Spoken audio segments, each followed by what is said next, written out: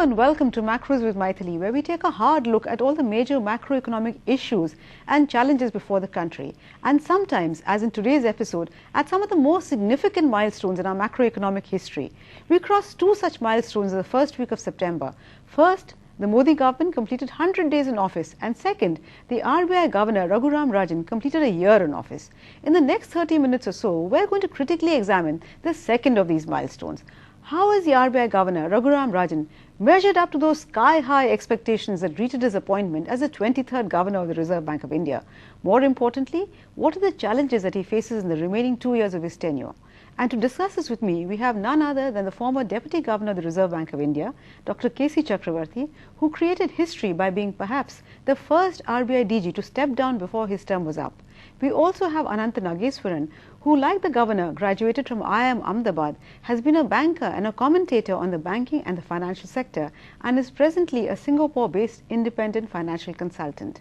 Welcome to the show, gentlemen. Dr. Chakrabarty, if I may start with you, how is it that when we talk of milestones, we always talk about 100 days of the Modi Sarkar, but 1 year of the RBI Governor rather than that of the RBI under Raghuram Rajan? Does the RBI Governor in the Indian context get a disproportionate share of both the bouquets as well as the brickbats, and is that fair? Yeah, I think pedigree-wise, Dr. Rajan was the best person to join as Governor Reserve Bank of India. Our system is feudal, and if you see the Reserve Bank Act, here everything is attributed to Governor. In fact, I may tell you that here all decision-making process, even it is not attributable to the board, it is attributed to the Governor. So whether you agree or you disagree, whether you like or not like, whatever happens in the Reserve Bank of India, it is attributed to the Governor Reserve Bank of India. Yes, other people play a supportive role, other people play a consultative role, other people play an advisory role, but the buck stops at Reserve Bank Governor. That is how the structure of the Reserve Bank has been there for the last 75-76 years, and still it has not undergone a change. So I will say that for Reserve Bank, everything is applied to Reserve Bank Governor. Our governors, deputy governors have no say, even they have no voting powers in the board. Anant, would you agree that the Reserve Bank of India Governor carries an unduly large, excessive weight on his shoulders? Well, I mean, I don't know whether it is unduly or whether it is a right weight on his shoulders. In general, I am skeptical of committee formats. It is one thing for the governor to receive inputs. It is another thing for him to decide. Ultimately, I feel this is more effective. Monetary policy committees, we all know how committees end up suffering from groupthink, and there is a tendency to move towards consensus, middle of the road decisions, because everybody has to be carried along with the decision. So if the RBI governor shoulders a large share of responsibility, whether it is monetary policy or banking sector regulation or other or exchange rates, etc., I don't see that particularly as a problem. Whether it is an unduly excessive responsibility or not depends on a comparison that one needs to do with the other central banks around the world, and I don't see a big difference that RBI is unduly burdening or expecting more from the governor. I think things are fine as they are. Okay, if things are fine as they are, then let's see how the economy performed. Dr. Chakrabarty, our macroeconomic fundamentals are undoubtedly much better than they were a year ago. But how much of the credit should we attribute to the governor per se, and how much to factors that were outside the realm of the RBI's domain, things like improvement in the global conditions, stable government, etc.? You see, so far as inflation is concerned, whatever has come down, or if it has not come down, it is attributable to the Reserve Bank of India. So far as growth is concerned, growth has come down. I think there the Reserve Bank has less blame to take, except my own view is that, which I have repeated, that our monetary policy should have been much more aggressive much earlier, and it has, the high inflation has partly killed the growth. So far as current account deficit is concerned, I think the main credit goes to government in controlling the gold imports. You see, that is the only single most factors which has improve the current account deficit. Of course, the depreciation, which is by force or by design, it has happened, that has also enabled India to improve its export performance. So I will say on inflation front, I will be definitely giving the credit to Reserve Bank of India.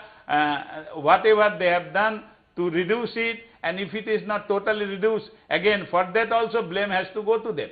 Anant, would you agree with Dr. Chakrabarty? How much of the improvement in our macroeconomic fundamentals can one attribute to the governor's actions, and how much of it is just plain luck, improvement in overall conditions, etc.? No, I think it's a bit of a tricky question to answer, simply because we all know that economic decisions taken have their effect on the real economy with a lag. So some of the decisions that he took as soon as he assumed office were probably in the making in the Reserve Bank of India under the previous leadership as well.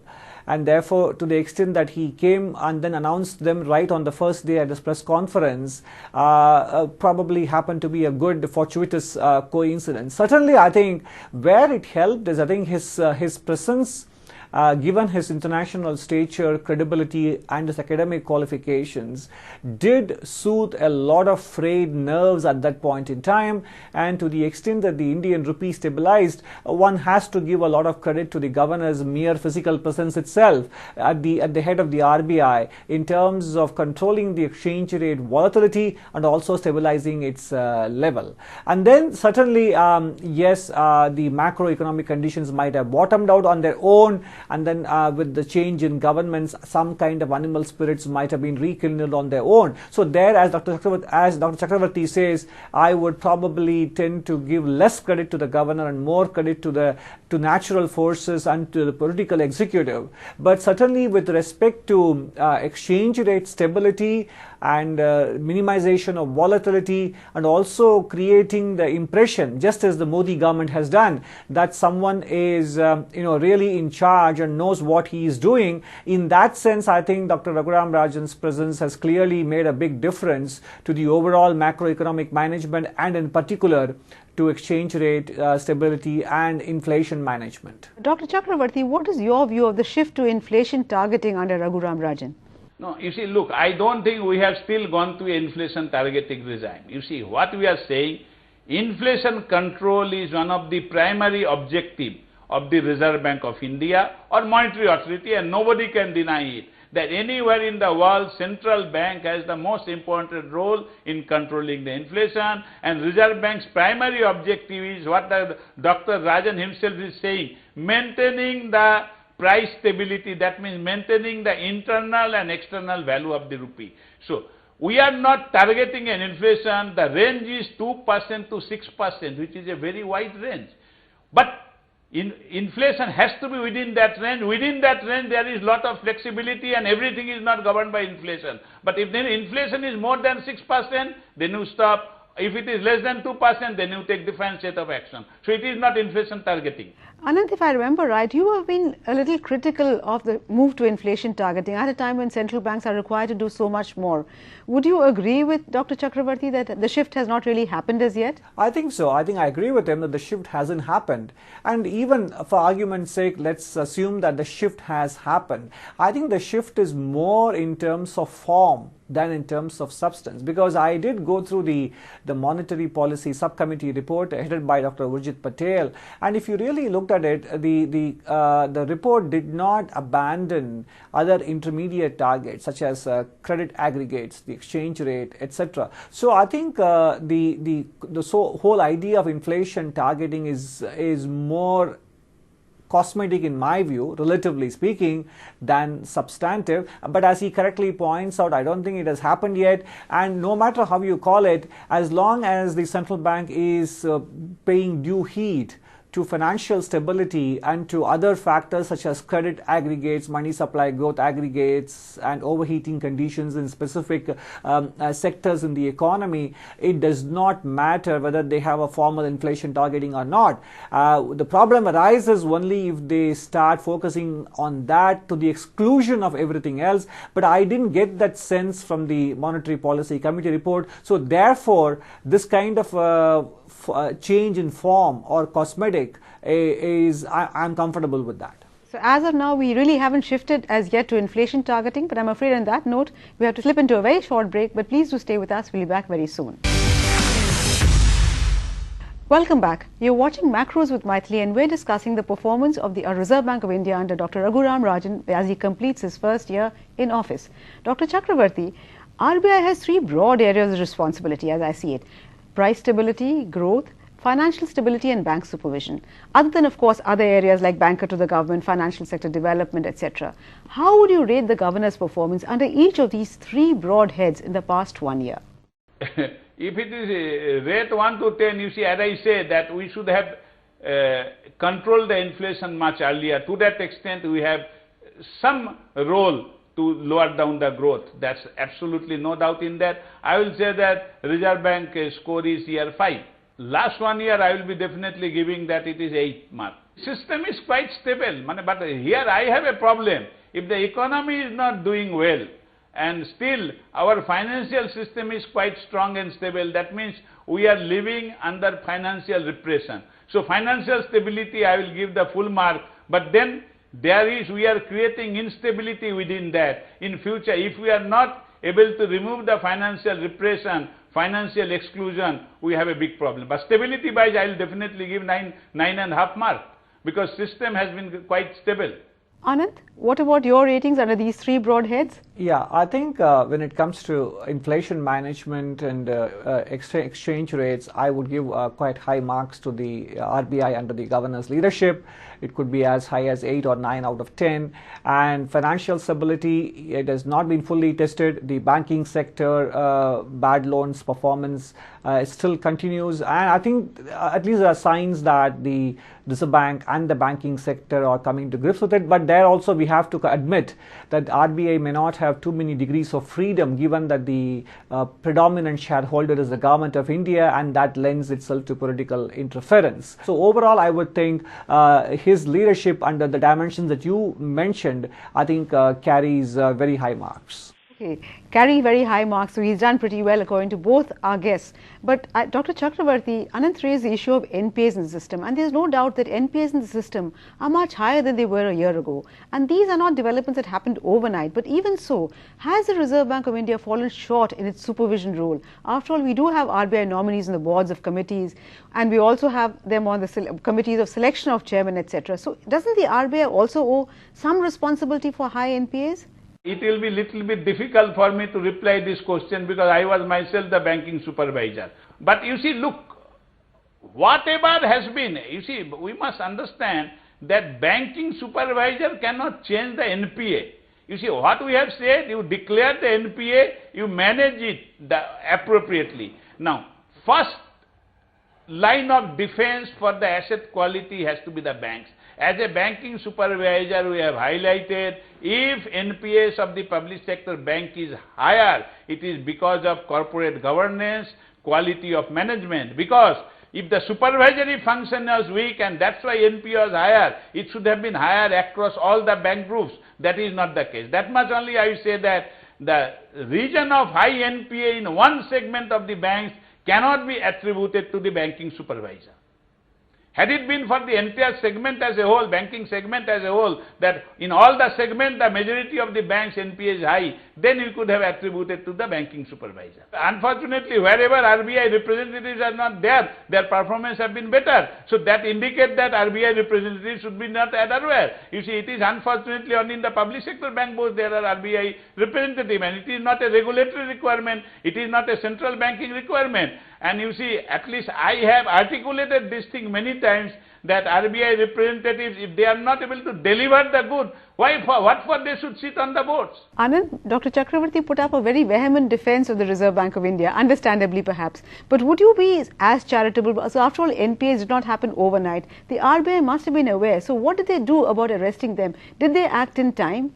No, we are here evaluating the governor's performance in the last 1 year, and certainly this NPA situation has been in the making much before that. So clearly, I think it's a bit unfair to talk about the present governor's performance and the accumulation of the NPA problem. But that said, if you look at the central bank as a whole, I think in Indian context, the Reserve Bank of India will probably have only a smaller share of the blame, if at all, on the NPA situation. I think the governor, in his recent interview to one of the Indian financial dailies just 2-3 days ago, very nicely pointed out the distorted incentive structure in terms of compensation and the amount of assets that the banking sector, chairman and chairman come CEO's control, there is and the limited tenure that they have, there is an entirely skewed system and incentives for them to act in unethical ways. So in fact, he clearly separated the issue of ownership from governance, which given his University of Chicago background was an extremely bold statement to make. Dr. Chakrabarty, you clearly have a supporter in Ananth, but if I can shift now to a slightly delicate question, that is the relationship between the Finance Ministry and the RBI. It has not been smooth during the previous governor's rule as well, and though this does seem to have been improved under the new dispensation, can we think of some institutional arrangement to ensure that there is harmony and ensure that the relationship is quite divorced from personalities? You see, look, in our system, personalities are important. You will be not welcome. Believe me, other than personalities, there is no dispute between the Reserve Bank of India and the government. In fact, I have worked in the system for 5-6 years. I don't think there is any issue on which we have very strongly differ. But we may have a difference of opinion, and the difference of opinion between the central bank and treasury function is a very healthy thing across the world. You know, where the central bank and the Ministry of Finance, they agree on the points. They will always have different viewpoints.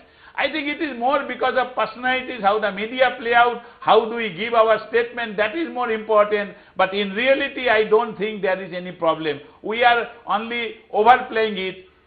In any democratic system, we work based on lobbying, and that is where sometimes the ministry people will be lobbying with the Reserve Bank people, sometimes Reserve Bank people will be lobbying with the ministry people. But that is a continuous process, and our perception has to differ.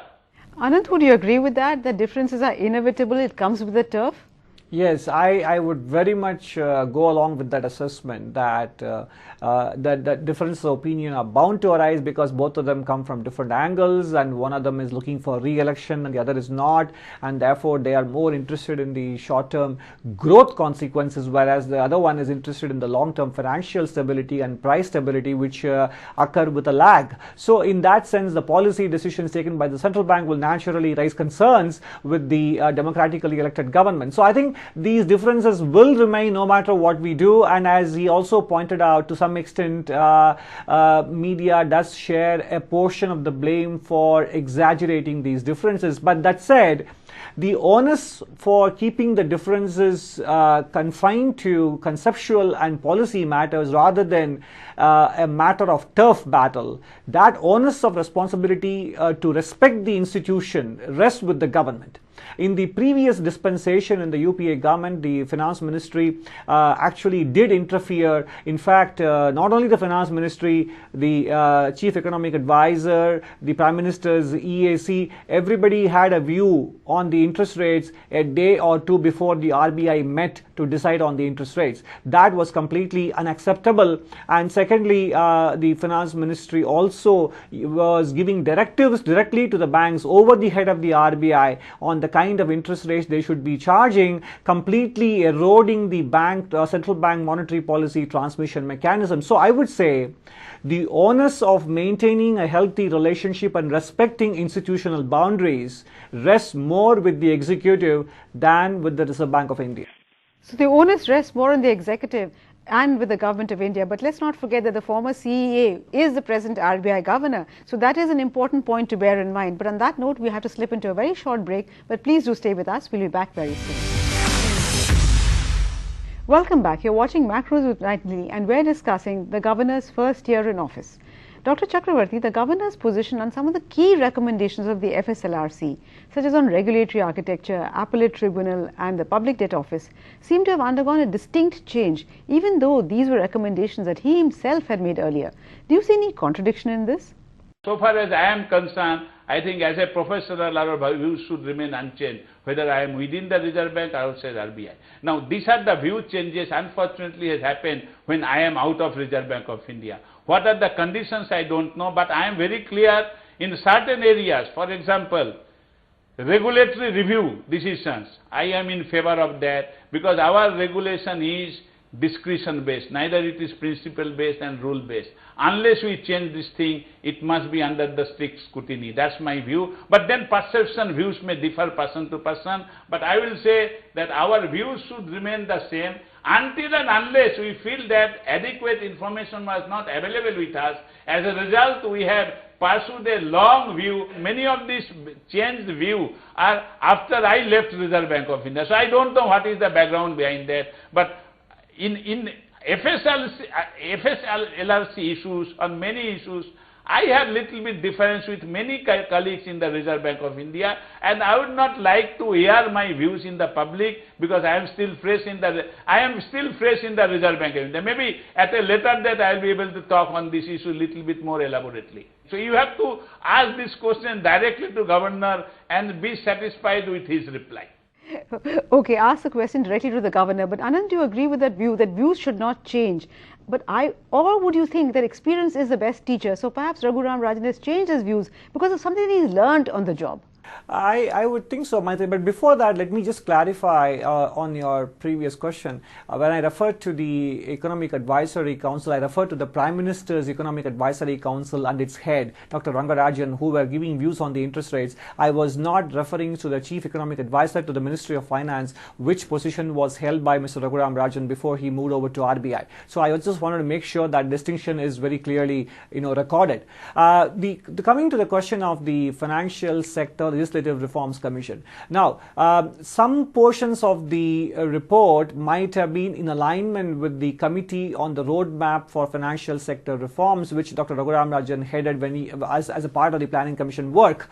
But I think more importantly, several years have lapsed. In between, there was this global financial crisis, and that has created a completely new body of knowledge and evidence on the issues of the financial sector regulation and the financial system stability, etc. Therefore, it is entirely legitimate on the part of the Governor. In fact, I would even give him credit for that, for having changed his views, even if at all he had convergence of views with them before, that some aspects of the FSLRC report are inconsistent with global developments and do not take on board the evidence that came after the banking and the global economic crisis that happened in 2008. In fact, my biggest disappointment with that report was that it takes absolutely no cognizance of the 2008 crisis and its implications for the banking sector regulation. So, to that extent, if the Governor had changed his views, and I don't think he has changed his views, to the extent that he has done so, I would think it's a welcome development rather than something to be critical of. Well, we're almost running out of time, so Dr. Chakrabarty could ask you for a quick one-line summation of Dr. Raghuram Rajan's first year in office. What would that be? You see, putting an appropriate framework for the functioning of Reserve Bank of India. You see, what he has been done, he has tried to create everywhere a framework and set of rules to run the Reserve Bank of India. That is his single most contribution. That process is on. Anant, your take? A one-line summation of Raghuram Rajan's first year in office? I think I welcome his intellectual openness, pragmatism and flexibility, from banking supervision to exchange rate reserves to inflation management, etc. I think he should continue on that path. Well, I'm afraid that brings us to the end of this very interesting discussion on first year of Raghuram Rajan as RBI Governor. Thank you, Dr. Chakrabarty. Thank you also, Anand, for joining me in this very, very interesting discussion. Thank you for watching, but we'll be back next week, same time, with yet another edition of Macros with Mythili. Till then, it's thank you and goodbye from all of us at ET Now.